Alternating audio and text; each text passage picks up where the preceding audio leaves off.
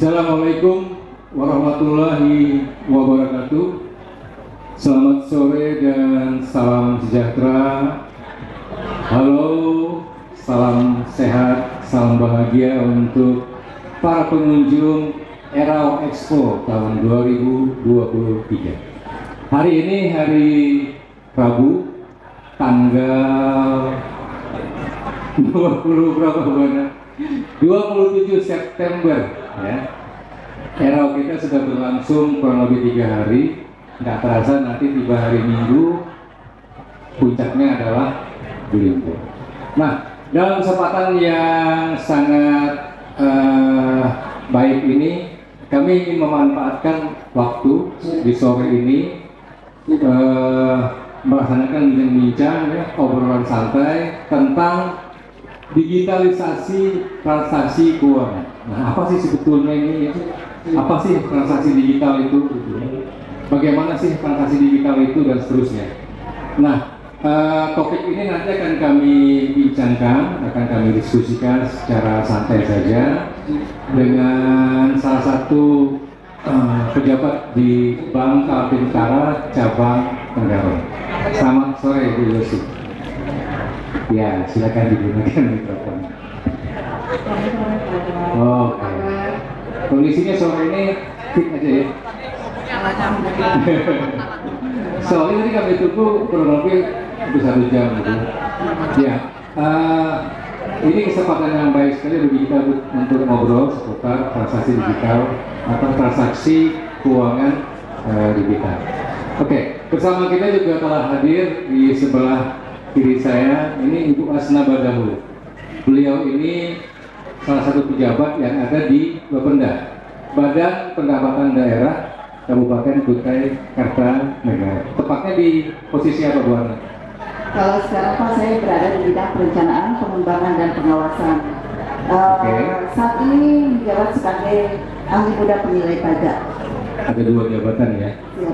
Sekaligus koordinator pengawasan pendapatan daerah. Siap untuk ngobrol tentang digitalisasi keuangan? Insya Allah. Ya. Beliau salah satu pejabat di Bapenda yang banyak mengerti tentang digitalisasi keuangan. Baik, Ibu Yosi. Ibu Yosi sendiri ini di Bank Kaltara posisinya seperti apa nih? Biar masyarakat tahu, oh ini ada pejabat Bank Kaltara nih di sini nih gitu. Ya,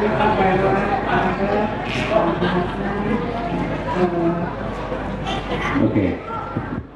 kebetulan di Bank Kaltara cabang Tenggarong. Cabang Tenggarong. Saya menjabat sebagai bidang layanan dan operasional. Bisa diulangi? Bidang layanan dan operasional.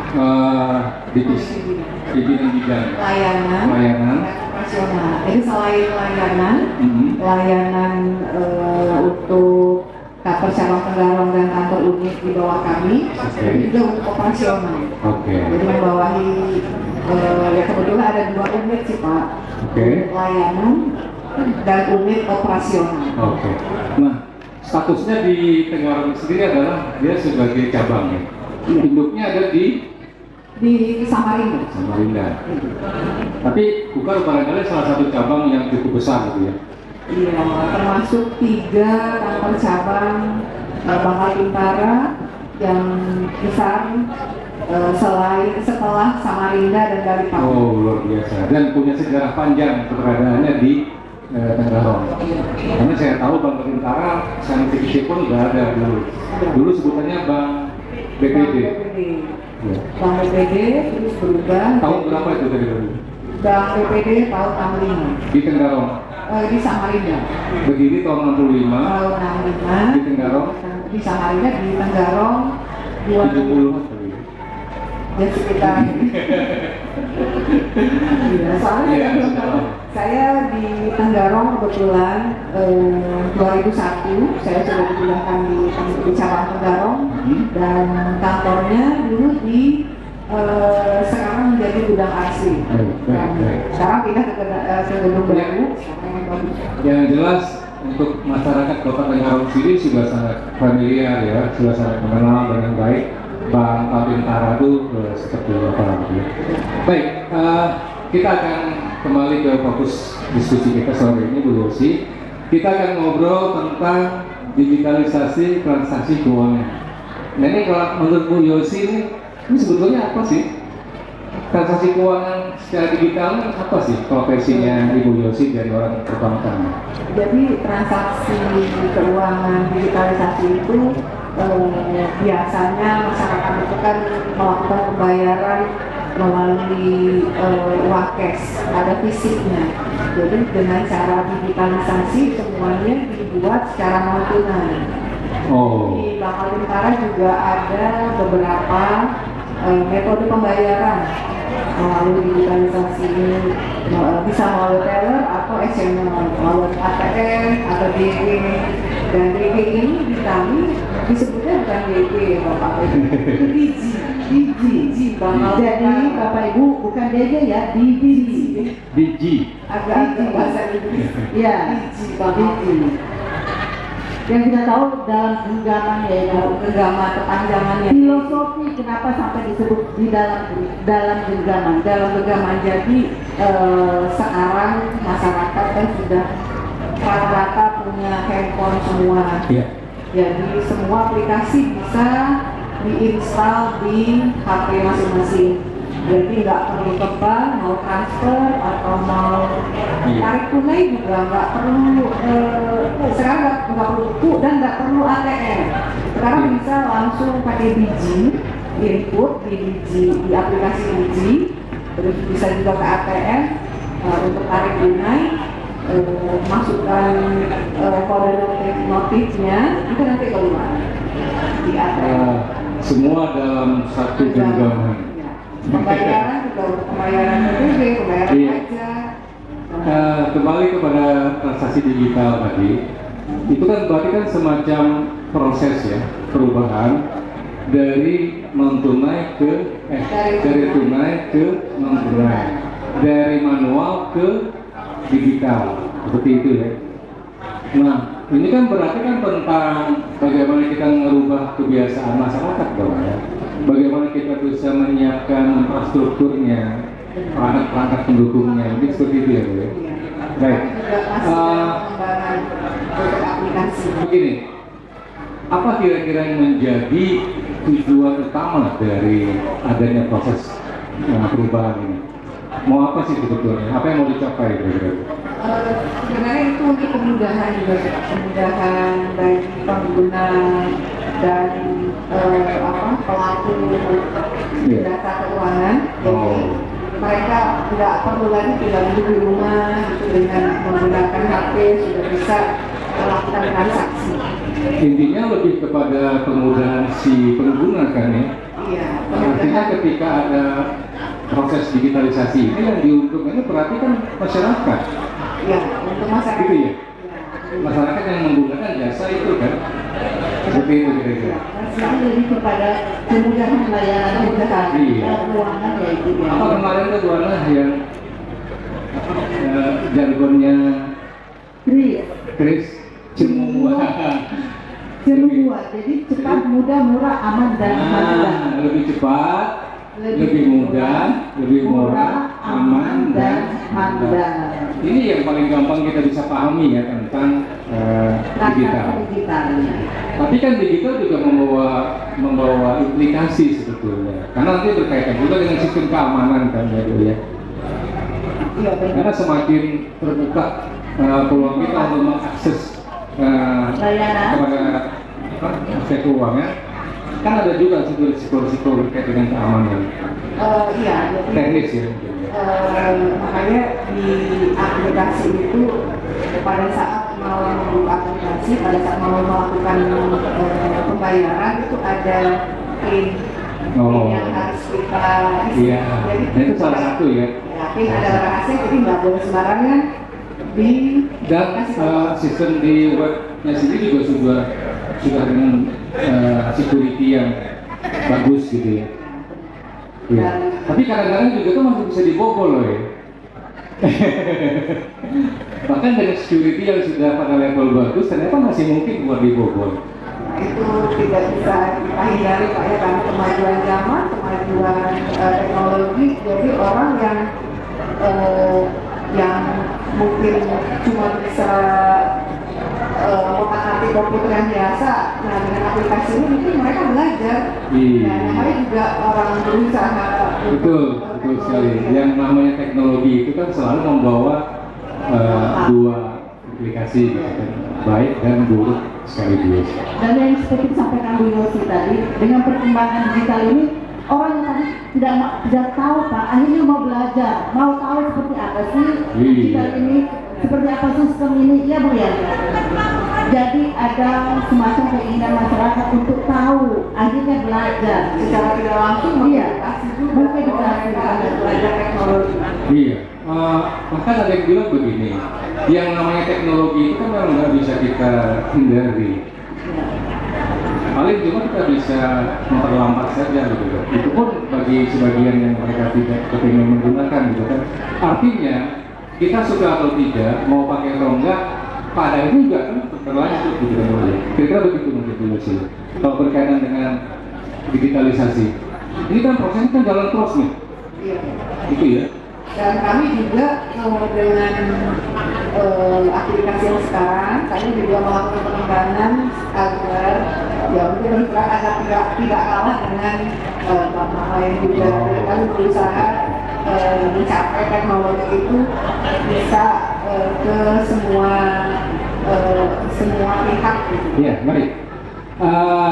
Sebelum kita lanjutkan, hadirin yang sedang berada di lokasi Expo Erau 2023, sekali lagi kami beritahukan bahwa kegiatan yang sedang berlangsung di sini adalah kegiatan talk show, obrolan santai, ya, podcast seputar digitalisasi transaksi keuangan yang dimana acara ini dilaksanakan oleh Bapenda Badan Pendapatan Daerah Kabupaten Kutai Kartanegara melalui Bapenda Creative System. Kembali ke tema kita nih, Bu Yosi. Nah, nanti kaitannya nih secara khusus dengan digitalisasi. Apa nih yang menjadi peran ya, atau yang harus dilakukan oleh Pak Alvin Farah sendiri untuk menjadi bagian dari proses digitalisasi ini, khususnya untuk wilayah Kutai Kartanegara? Jadi seperti yang kita tahu semua bersama bahwa Kutai Kartanegara itu kan terdiri dari 123 desa yang tersebar di seluruh wilayah 20 kecamatan. 20 ya. Kami berusaha untuk mencapai sampai ke pelosok dan mempublikasikan digitalisasi ini kalau bisa dengan melalui channel dan Bapenda itu kami bisa mereka bisa melakukan pembayaran secara non tunai. Jadi kami berusaha tidak hanya masyarakat kota yang bisa melakukan pembayaran secara non tunai itu, tetapi juga sampai ke pelosok-pelosok daerah. Ini Pak, ada hal yang menarik sebenarnya ketika berbicara tentang transaksi keuangan, utamanya transaksi keuangan pemerintah daerah. Karena kan sekarang tuh di pemerintah desa juga sudah bertransaksi non tunai ya Bu. Ada namanya ATKP ya, aplikasi ATKP. Dan ini mungkin hanya familiar di kawan-kawan di pemerintahan desa dan kelurahan. Nah, kalau boleh tahu Bu, ATKP itu seperti apa sih sebenarnya? Jadi ATKP itu ada beberapa macam Bu ya. Kalau dengan desa itu ATKP desa, namanya ATKP desa yang terintegrasi Siskudes ke ATKP desa. Tapi ada juga yang ATKP sekolah. Jadi ATKP sekolah itu terintegrasi dengan Siklah dengan di bawah negara ATKP sekolah. Jadi dengan aplikasi-aplikasi yang ada di OPD ini itu sudah terintegrasi juga langsung ke Bank Tentara. Ada beberapa, mungkin belum semua itu, berusaha untuk semua dinas. Jadi yang mungkin nanti akan berlanjut itu dinas olahraga, terus dinas pendidikan juga, dengan BPKD juga, desa juga sudah. Nah itu tinggal dinas yang lain Itu ada ya Bu tadi ya, yang dari dinas Dispora ya. Dispora ya. Terkait dengan Bangka Bintara sebagai pemilik rekening kas umum daerah, apa saja yang sudah dilakukan Bangka Bintara itu terkait dengan digitalisasi transaksi keuangan tersebut? Khususnya untuk dinas-dinas, kami sudah menyediakan aplikasi yaitu dari dinas PMD itu APKP yang terintegrasi Sisbudges, terus digitalisasinya, kemudian di dinas pendidikan di sekolah, aplikasi sekolah, aplikasi dan siswa, kemudian dari ini berlanjut di sekolah. Kalau untuk BPKAD terutama karena BPKAD sering berhubungan dengan Bangka Bintara itu yang namanya SPDB online dan teknis di BPKAD teknis dan di Bangka Bintara SPDB online. Pak Irwan, kenapa saya nanya tentang ini? Iya. Karena ini terkait dengan kegunaan di kita sendiri. Betul. Di Bapenda ini kan ada namanya dashboard pendapatan ya, sistem pendapatan daerah. Ketika ini penerimaan sudah terintegrasi ke Bangka Bintara, kan kita lebih nyaman untuk menggunakannya ya Bu. Realisasi kami, laporan realisasi penerimaan itu akan update. Makanya tadi kenapa saya nanya, sekarang sudah ada ini. Karena itu terkait dengan bagaimana laporan pendapatan itu bisa diupdate, bisa digunakan setiap saat informasinya. Mungkin seperti itu. Mungkin kami juga ini Bapak Ibu kita mungkin ada beberapa yang ada kendala-kendala dengan kami berkomunikasi dengan kantor pusat itu masih dalam proses pengembangan. Jadi kita karena semakin majunya teknologi, jadi mau tidak mau kita harus aplikasi itu nggak boleh sekedar itu aja. Jadi harus ada pengembangan. Baik, ini obrolan kita makin lama makin menarik nih Bu Ana. Dan pengunjung expo pun makin sore makin banyak ya, makin penuh, makin ramai. Bu Yosi, nanti kita akan bicara lebih jauh tentang strategi. Karena tadi kan sudah disampaikan bahwa Bangka Bintara kepingin punya peran, dan memang punya peran signifikan ya buat proses digitalisasi. Nanti kita akan ngobrolkan tentang gimana strategi. Tapi sebelum itu, Bu Ana, kita kayaknya perlu ngobrol dulu nih tentang ETPD.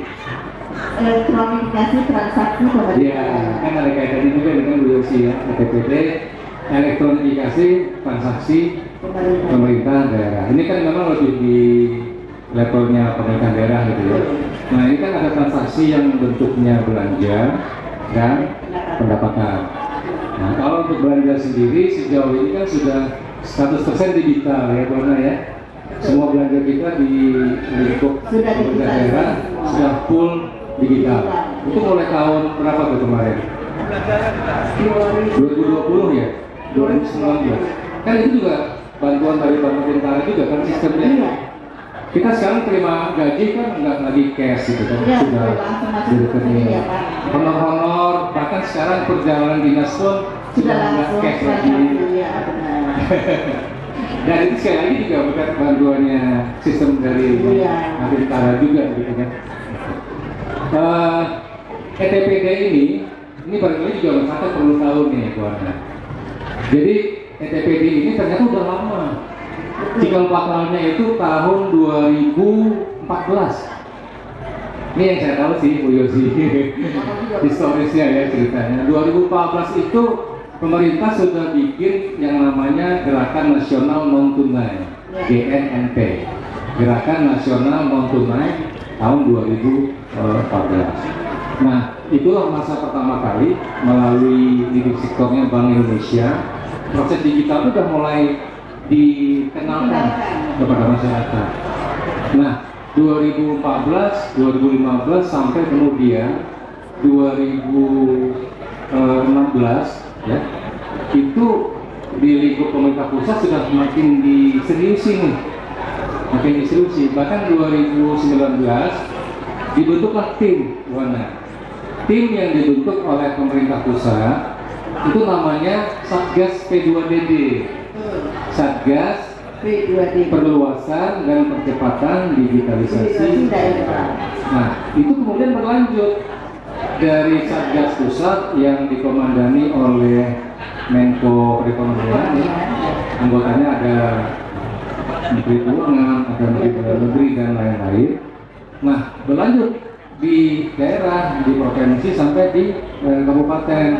Nah, 2021 yang saya masih ingat, pemerintah Kabupaten Kota Kartanegara itu juga merespon secara positif gerakan nasional ini dengan membentuk yang namanya TP2DD melalui Surat Keputusan Kepala Daerah SK Bupati tahun 2021. Itu tentang pembentukan TP2DD. Nah, ini ada kaitan antara TP2DD, TPPD dengan apa yang kita bicarakan sekarang ini tentang digitalisasi transaksi keuangan. Artinya proses digitalisasi itu tidak berjalan secara alami, dia by design, dia diatur, bahkan dikelola secara serius sampai di tingkat pemerintahan pusat. Nah, berarti kan dari 2021 hingga sekarang sudah berjalan berapa tahun? Nah, kalau kita lihat kondisi terakhirnya, kondisi transaksi digital kita di Kutai Kartanegara, ternyata ini datanya cukup mengembirakan Bu Yosi. Hasil kerjasama kita kemarin kan, tahun 2022 kemarin, Kutai Kartanegara itu mendapat predikat terbaik 3 se-Indonesia Timur. Nah, ini kan luar biasa. Dapat peringkat ketiga se-Indonesia Timur untuk acara Championship TP2DD se-Indonesia. Jadi ada Indonesia Barat, ada Indonesia Timur. Nah, Kukar itu dikelompokkan di Indonesia Timur, ada Kalimantan, ada Sulawesi dan wilayah timur lain. Nah, itu artinya apa? Kukar sejauh ini sudah diapresiasi, dan memang secara kasat mata pun kita melihat dibanding daerah-daerah lain, Kukar sebetulnya sudah kelihatan gerak-gerik digitalisasinya nih, seperti itu kan. Tapi ya kita kan nggak ingin berbuat sendiri dengan capaian seperti itu. Kita ingin proses digitalisasi ini bisa dilakukan semakin cepat, semakin luas dan semakin masif. Nah, kembali ke yang tadi nih Bu Yosi. Dari versinya Bang Martin Paras sendiri, untuk percepatan dan perluasan digitalisasi ini, kira-kira nih strategi apa nih yang sedang disiapkan, tengah disiapkan, dan memang sudah dilakukan sejauh ini? Mungkin dengan pemerintah daerahnya kami akan mengeluarkan aplikasi, dan tidak cuma di dinas yang sudah ada untuk pengembangan aplikasinya. Jadi di semua dinas kalau bisa sudah menggunakan digitalisasi ini. Jadi nggak perlu mungkin bendahara dinas, nggak perlu datang ke kantor, jadi langsung menggunakan aplikasi itu dengan aplikasi yang mereka punya. Jadi melalui itu langsung bisa melakukan transaksi di kantor masing-masing. Semakin banyak menghasilkan inovasi-inovasi itu diantaranya. Ya tadi kita makin cepat, makin mudah, makin murah. Iya. Yang dulunya orang rasanya agak sulit, sekarang harusnya nggak lagi dengan adanya inovasi yang dihadirkan seperti itu. Nah, termasuk barangkali penyempurnaan aplikasi Digi itu sendiri barangkali. Ini kan sekarang masih ada 2 ya? Iya, masih ada di lama dengan yang lama belum dihapus. Karena masih familiar mungkin dengan yang lama, jadi masih dipertahankan. Tapi sambil berjalan pengembangan di Digi Bangka yang baru, setelah semuanya fit di Digi Bangka ini Digi Bangka suatu saat mungkin di DG yang lain itu ada. Karena ada beberapa yang salah satu yang saya suka dari fitur yang ada di Digi Persebaran itu adalah nggak ada ini apa, kita ketika mau transaksi kan nggak perlu notif apa, nggak perlu apa namanya TP. Sekarang pakai TP. OTP.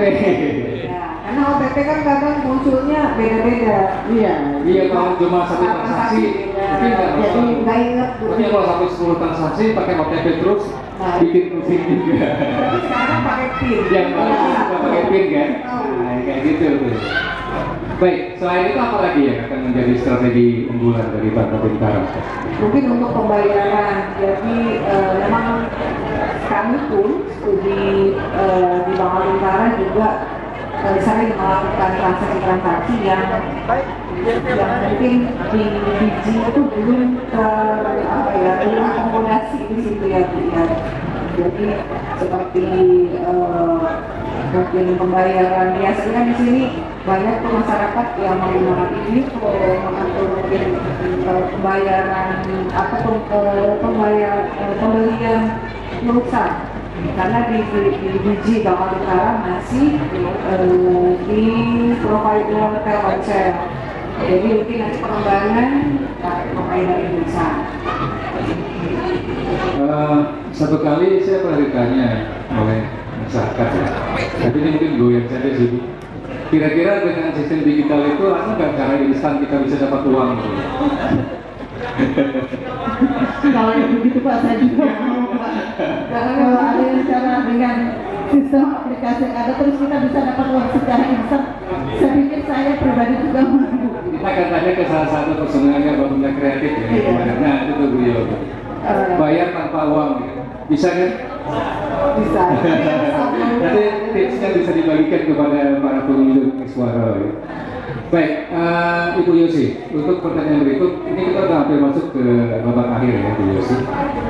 Berkaitan dengan apa yang sudah dilaksanakan selama ini, ya, rencana, strategi dan lain-lain. Kira-kira nih sejauh ini apakah memang ada masalah, apa kendala yang dihadapi? Mungkin kendala ya mungkin ada masalah waktu juga sih Pak, kan masyarakat dan mungkin dinas juga maunya semuanya serba cepat. Semuanya di aplikasi itu sudah tersedia, jadi harus gampang, harus mudah. Sedangkan kami juga pengembangan itu butuh waktu, jadi dan biaya juga. Dan biaya. Tapi untuk biaya ya, waktu, biaya juga, dan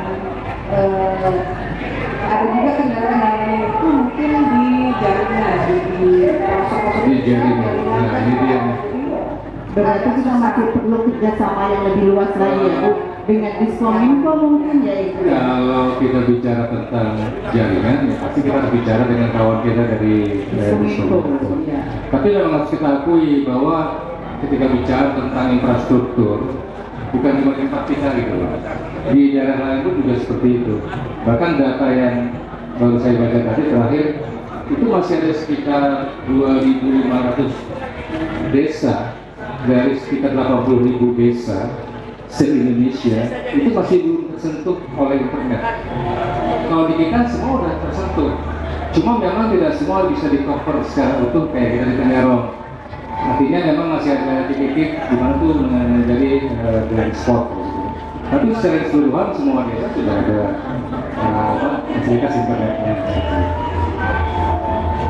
Ibu, saya pengen nanya, jadi dari seluruh OPD pengampu pendapatan, yaitu pengampu pendapatan maksudnya yang ngelola pendapatan baik pajak, retribusi, hasil pengelolaan daerah desa maupun dana pendapatan itu sekarang yang sudah digital secara penuh itu sudah sekian berapa persen Bu? Dari OPD-OPD yang kemarin kita bahas itu sudah berapa persen kira-kira? Belum semua, belum semua ya. OPD kan sih kurang lebih 36.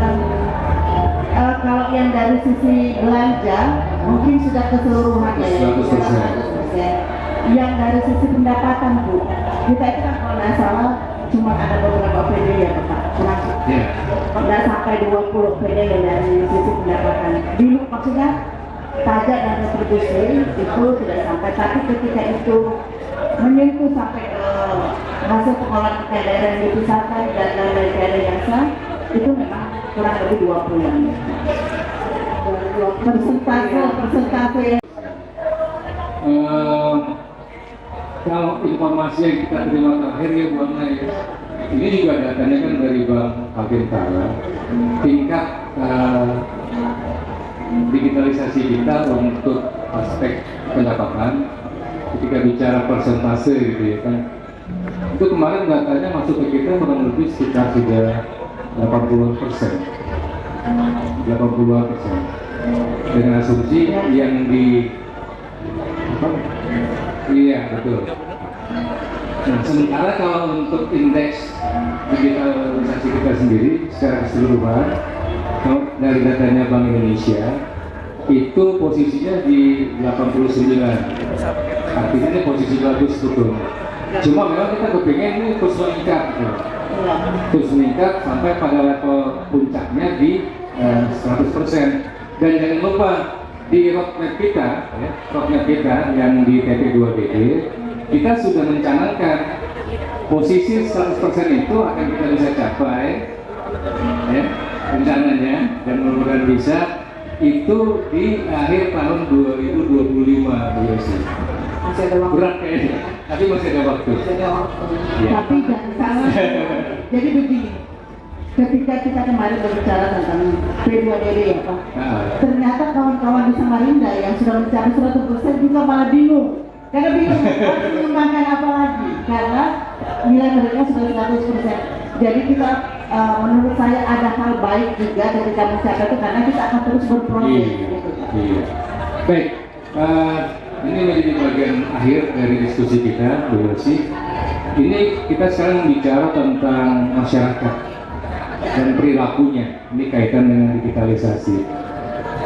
Belakangan kan kita ingin mengarahkan masyarakat untuk semakin dekat dan semakin akrab dengan yang namanya KRIS, Quick Response Code Indonesian Standard, yang memang belakangan ini juga sudah semakin populer. Nah ini pandangannya Bu Yosi seperti apa dari Bank Kaltara melihat fenomena penggunaan KRIS di masyarakat? Ini merupakan kabar baik ya Ibu Depan. Kami juga di Bank Kaltara berusaha untuk aplikasi KRIS ini bisa digunakan mungkin di semua pihak. Jadi nggak cuma di wilayah Kota Herong, tetapi juga di pelosok desa juga. Karena memang beberapa ada permintaan dari desa-desa itu, mereka tidak bisa ke kota, jadi pembayaran itu di desa-desanya. Jadi kami sudah bekerjasama dengan dinas PNB untuk istilah menerbitkan atau laku ya bisnisnya dibuat atau dijadikan laku pandai. Jadi di sana dengan menggunakan QRIS, jadi mereka bisa melakukan transaksi di bisnis itu. Oke, sebentar. Saya mau izin sebentar saja. Pak Yoni bisa ke sini, Pak Yoni? Iya, bisa ke sini sebentar, mau ditarik. Kita mau menguji ya tentang sejauh mana sih masyarakat tahu dan paham tentang KRIS. Pak Yoni, pernah dengar tentang KRIS nggak? Pernah ya. Apa itu KRIS?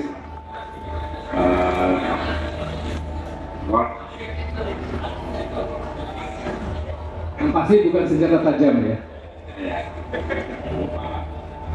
Lupa. Tadi tahu bilangnya. Tapi pernah dengar kan yang disebut dengan KRIS yang ada itu bintik-bintik itu? Ya, itu sebutannya QR code. Bukan barcode. Kalau barcode itu yang kami itu barcode. Kalau yang titik-titik itu namanya QR code, Quick Response Code Indonesia Standard. Pernah transaksi dengan KRIS? Belum? Besok ya? Nanti aku kirim uangnya ya, apa? Silakan dulu. Ya, ternyata memang masyarakat pada umumnya tahu. Tapi Tahu, tapi tapi belum bisa belum semuanya juga belum bisa semuanya menggunakan. pernah melakukan gitu kan? Iya, betul. Iya, tapi saya sih yakin saja pada saatnya nanti juga masyarakat akan menggunakan. Seiring dengan perkembangan zaman, Betul, suka betul. atau tidak suka, tahu atau tidak tahu itu akan tetap berjalan. Iya. Jadi kita semua juga harus siap untuk melakukan. Sekarang mungkin mereka belum menggunakan karena belum merasa perlu atau Ya. mungkin ada hal-hal lain gitu kan. Nah, kalau dia perlu, dia pasti akan cari tahu gimana caranya gitu kan. Biasanya di kondisi-kondisi tertentu ya Pak, akhirnya orang tuh terpaksa harus menggunakan itu. Karena Iya. tidak ada pilihan lain. Kita harus menggunakan. Kalau saya saja nih ya, pengalaman pribadi nih Bu Yosi ya. Untuk belanja saja sekarang saya sudah membiasakan diri belanja secara online. Kenapa? Ya zamannya, kalau saya nggak terbiasa, ini saya nggak akan pernah bisa. Nggak ada Jadi ya. sejak beberapa tahun yang lalu, saya kalau belanja sudah lebih sering di online. Karena ada beberapa kelebihan dan keuntungan dari situ. Harga yang lebih murah, barang yang lebih bervariasi dan lain-lain gitu. Ada kelebihan tertentu gitu kan di marketplace gitu. Nah sekarang saya juga udah mulai membiasakan diri ketika belanja di merchant, di warung atau dimanapun selalu nanya, ada krisnya nggak nih? Kalau nggak ada krisnya, saya masih tanya bisa transfer nggak? Saya menghindari pembayaran pembayaran secara tunai. Kenapa? Karena mau membiasakan. Kalau saya nggak membiasakan, saya pasti akan terbiasa dengan hal-hal yang udah biasa, yang lama, dengan cara keluar uang dari dompet. Awalnya coba-coba Pak ya, lama-lama udah biasa dan akhirnya itu akan menjadi budaya. Iya, betul. Jadi Dan kita sudah lebih dekat dengan. ternyata mungkin begini loh Ibu Ana juga, bahwa sebetulnya ketika orang mengatakan sulit, susah, ada keengganan, sebetulnya itu karena mereka nggak pernah mencoba dan belum membiasakan. terbiasa. Iya, memang kalau nggak biasa ya kesana kayaknya ribet. Padahal sistem ini kan dibangun justru untuk memudahkan, ya kan? Nah, karena orang belum tahu kemudahannya di mana, caranya di mana, ya orang tahu ini cara udah biasa, orang cenderung akan, ya udah kenapa nggak pakai cara-cara yang biasa aja? Ya ini kayaknya lebih ribet nih, gitu kan? Tapi kalau sudah tahu kemudahannya, udah nggak mau secara Iya, betul, betul. Udah malas pakai uang cash ya, Bu? Iya. Betul. Nah, Bu Yosi, sepertinya ini menjadi pertanyaan terakhir kita. Fokus kita lebih ke Kris. Untuk Kris sendiri, versinya Bangka Bintara, ini untuk di wilayah Kutai Kartanegara. Apakah memang sudah ada data tentang berapa sih sebetulnya jumlah merchant, pengusaha, toko atau warung yang menggunakan kris dari Bank Bintara sejauh ini? sebenarnya ada udah lumayan banyak menggunakan merchant kris di Kutai Kartanegara ini. Tapi ada juga beberapa yang mungkin belum tersentuh, ada juga yang mungkin belum ada mungkin keinginan, tapi tetap kami walaupun sudah sudah banyak yang menggunakan kris dan juga jadi merchant Bintara, ternyata kami juga datang ke toko-toko yang belum ada merchant kris, kami menawarkan untuk penggunaan kris dan pemasangan. Sekarang kan lagi marak tuh Bu, anak-anak muda yang akan membuat usaha gitu ya Bu.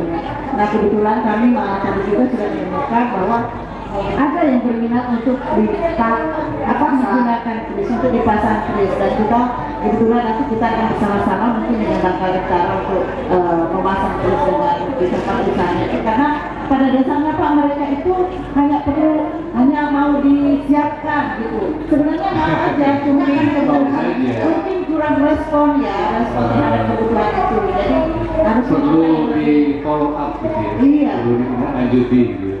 Nah ini ada data betul. Ada data menarik nih Bu dari Bank Indonesia nih.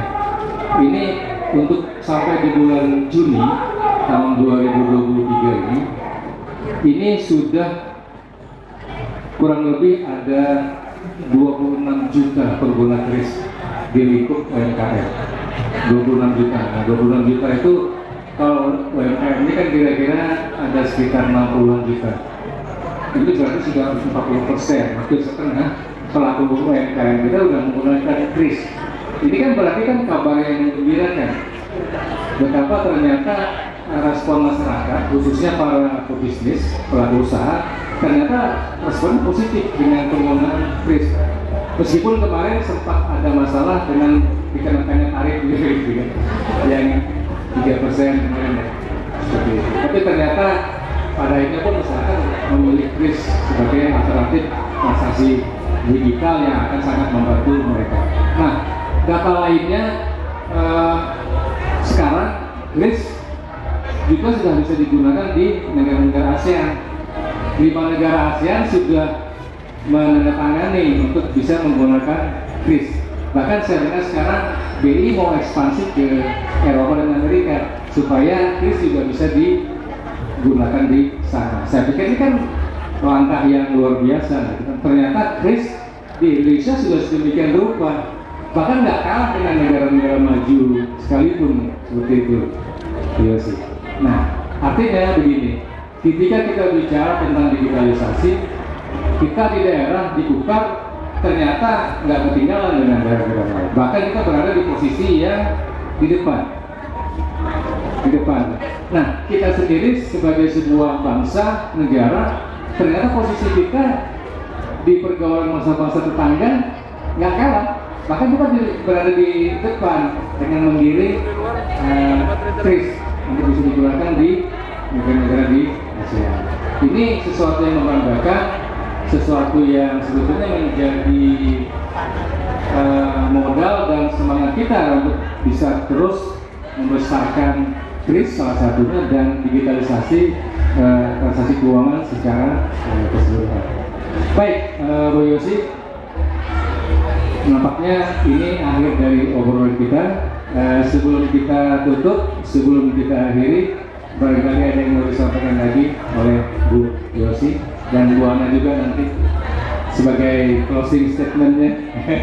Ya, kami dari para pengarah sangat mendukung sekali untuk gerakan nasional ini dan juga ada masyarakat di sekitar di daerah pembahasan itu saya banget. Jadi ini membuka kris atau memasang kris bisa Oke.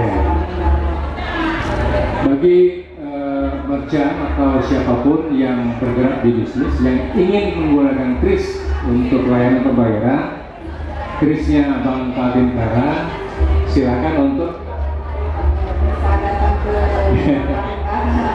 adakah pendaftaran secara online atau gimana? masih tahap pengembangan. Masih tahap pengembangan. Atau bagaimana kalau dijemput? Boleh. Nanti bisa dijemput sama Bang Jo dan timnya ya. Iya. Kan tadi bilang Bu Ana kan masyarakat itu kan kalau misalnya di begitu kan bakal lebih semangat ya, lebih cepat gitu. Kalau mengarah mereka datang mungkin ya bisa juga, tapi mungkin tidak secepat kalau kita ajak dan jemput mereka. Nah, barangkali nanti Bank Kaltentara, Bapenda dan juga bank-bank lainnya. Tadi kita sudah ngobrol dengan teman kita dari Bank Rakyat Indonesia BRI untuk bisa bersama-sama bersinergi dan berkolaborasi untuk melakukan yang namanya digitalisasi transaksi keuangan. Baik, dari Bu Ana ada yang mau disampaikan? Baik Pak, jadi digitalisasi ini bukan hanya tugas Bapenda atau Bank Kaltentara saja, dan bukan tugas Bapenda atau Bank Kaltentara juga yang harus mensosialisasikannya. Jadi proses percepatan atau perluasan digitalisasi itu adalah kerja kita bersama, dan itu harus terus dilakukan secara bersama dan bersinergi ya Pak. Bahasa kerennya kita yang seperti dari kenalkan Pak Ali adalah berkolaborasi. Ya, jadi mungkin itu Pak yang saran saya. Jadi mari teman-teman, kawan-kawan serta meliterasikan tentang digitalisasi transaksi keuangan. Baik, jadi mulai hari ini segera kita bermigrasi ya, dari transaksi tunai ke transaksi non tunai. dari transaksi manual ke transaksi digital. Baik, hadirin para pengunjung Expo Eral 2023, demikian tadi perbincangan kami tentang digitalisasi transaksi keuangan bersama tamu kita yang terhormat Ibu Yosi dari Bank Kaltara. Saya Erwan Riyadi ditemani oleh Bu Asna Badahu dari tim Bapeda Kreatif mengucapkan terima kasih telah mendengarkan dan menonton talkshow ini. Kita ketemu di talkshow dan podcast yang lain. Tetap bersama kami di Bapeda Kreatif. Terima kasih. Billahi taufiq wal hidayah. Wassalamualaikum warahmatullahi wabarakatuh.